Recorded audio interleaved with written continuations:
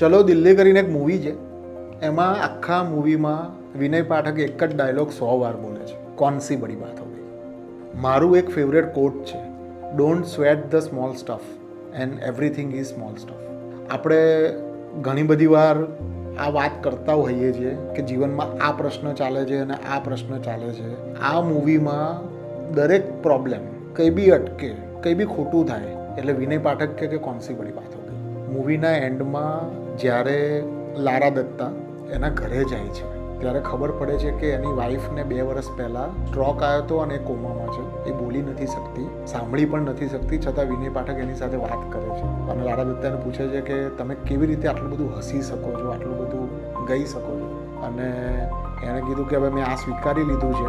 અને પેલું કોટ છે કે હે ભગવાન, મને તમે શક્તિ આપો કે જે મારા કંટ્રોલમાં છે એ વસ્તુ પર હું કામ કરી શકું અને જે મારા કંટ્રોલમાં નથી એ વસ્તુને હું એક્સેપ્ટ કરી શકું. આ જ વાત વિનય પાઠક બોલે છે અને કહે છે કે કોન સી બડી બાત હો ગઈ.